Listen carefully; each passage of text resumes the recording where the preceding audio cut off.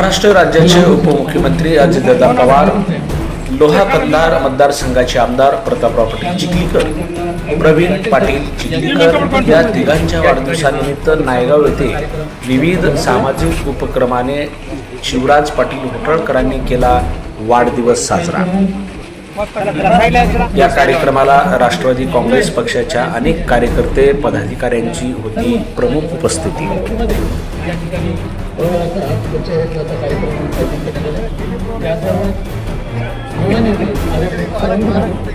अजितदादा पवार, आमदार प्रतापराव पाटील चिखलीकर, प्रवीण पाटील चिखलीकर या तिघांच्या वाढदिवसानिमित्त नायगाव येथे विविध सामाजिक उपक्रमाने शिवराज पाटील होटळकरांनी केला वाढदिवस साजरा।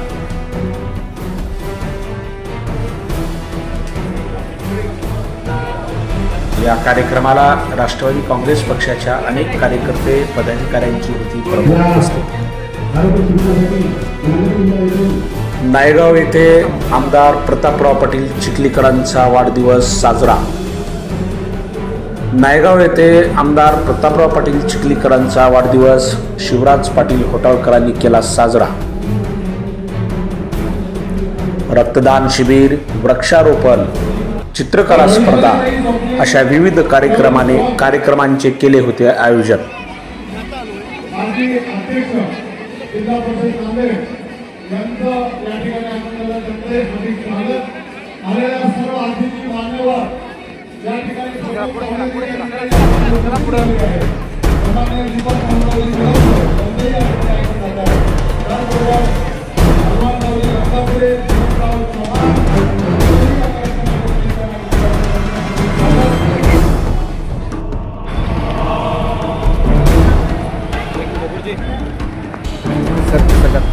रक्तदान शिबिर, वृक्षारोपण, चित्रकला स्पर्धा अशा विविध कार्यक्रमांचे केले होते आयोजन।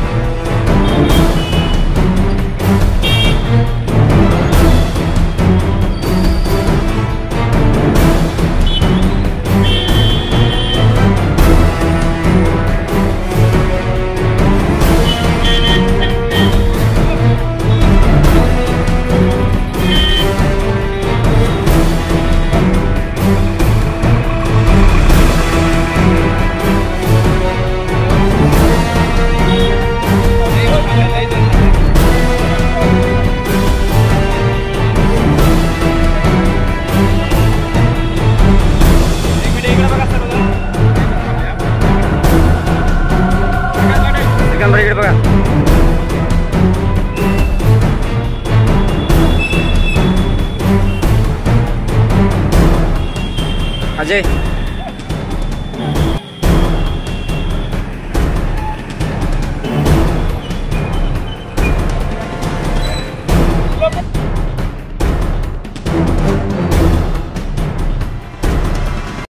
गणपतीच्या मूर्ती बनवणे या स्पर्धेमध्ये भाग घेणारे सर्व विद्यार्थी, ज्यांनी पक्षामध्ये प्रवेश केला ते सर्व मान्यवर, ज्यांनी भाग घेतला नाही ते सर्व विद्यार्थी, उपस्थित बंधू भगिनी आणि पत्रकार मित्र, शिवराज पाटलांनी अतिशय चांगल्या सुरेख कार्यक्रमाचं आयोजन केलं। दादांचा वाढदिवस जनसत्ता वाढदिवस म्हणून आपण साजरा करतो। 22 जुलैपासून आजच्या 8 तारखेपर्यंत सातत्यानं महाराष्ट्रामध्ये दादांचे वाढदिवस साजरे होतात। आता वाढदिवस एवढ्या मोठ्या प्रमाणावर दादांचा साजरा होण्याचं काय कारण आहे की बोले तैसा चाले असं नेतृत्व जर राज्यामध्ये कोण असेल तर ते आदरणीय अजितदादा पवार साहेब। एकच वादा, अजितदादा या नावाने आपण पूर्ण महाराष्ट्राने देशामध्ये अजितदादाची ओळख झाली। म्हणून एका चांगल्या नेत्याच्या वाढदिवसाच्या निमित्ताने पूर्ण राज्यभर आपण विविध कार्यक्रमाचं आयोजन करतो। शिवराज पाटलांनी अनेक गोष्टींचा उल्लेख केला। शिवराज पाटलांनी जेवढे कार्यक्रम आजपर्यंत ठेवले त्या सगळ्या कार्यक्रमाला मी आवर्जून उपस्थित असतो. मी कोण्याही पक्षात असून शिवराज पाटील कोण्याही पक्षात असतो, शेवटी कार्यकर्त्यांना प्रोत्साहन देणं, सहकार्याला प्रोत्साहन देणं ते आमचं कामच आहे. आणि त्याचा एक भाग म्हणून शिवराज पाटलांनी आज या कार्यक्रमाचं आयोजन केलं.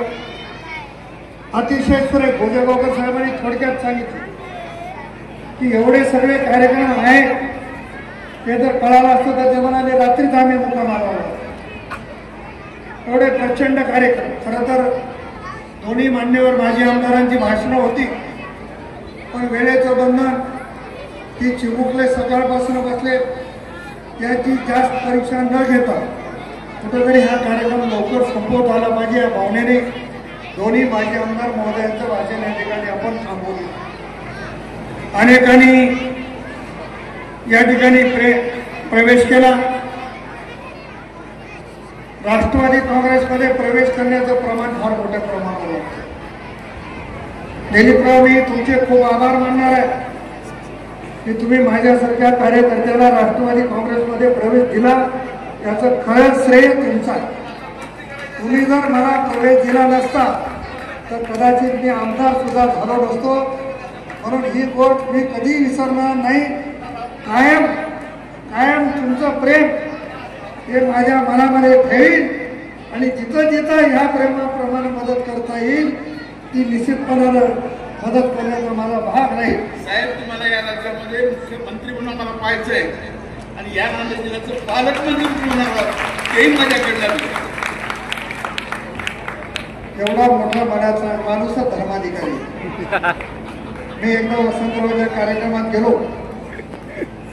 आणि दिलीपराव म्हणले की आता जिल्हा परिषदला माझी काही इच्छा नाही, वसंतरावला तिकीट देऊ. माणसाचं मन लागतं आणि हे मन कोणामध्ये आहे? धर्माधिकारी हे नाव ठेवलं गेलं. समाजामध्ये सगळ्यात मोठं स्थान कोणाचं? तर समाजामध्ये सगळ्यात मोठं स्थान हे धर्माधिकारी घराण्याचं आहे. हे कोणाला विसरून चालता येत नाही. त्या काळामध्ये न्यायालय नव्हते, कोर्ट नव्हते.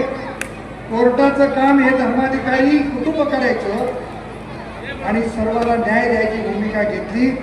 त्याच पद्धतीची भूमिका दिलीपरावनं मला पक्षात घेऊन घेतली. म्हणून दिलीपरावनं मला पक्षात घेतल्यामुळे मी आमदार होऊ शकलो. तेवढे या ठिकाणी निश्चितपणानं सांगला. वसंतरावने कार्यक्रम घेतला, तोही कार्यक्रम अतिशय चांगला झाला. दिलीपराव म्हणाले की आता मी मंत्री केल्याशिवाय राहणार नाही.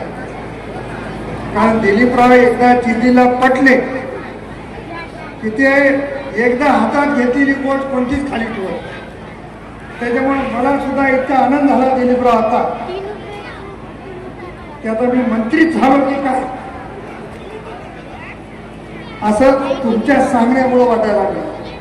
पण शेवटी निर्णय तुमच्या सांगण्यावर माननीय तटकरे साहेबांनी दादा घेतील. तुम्ही इथं आम्हाला सांगण्यापेक्षा तटकरे साहेबांजवळ दादाजवळ आपली ताकद तिथं वापरा आणि मला मंत्रिपद करण्यासाठी निश्चित आपण प्रयत्न करा. अशा पद्धतीची निश्चितपणानं अपेक्षा आहे.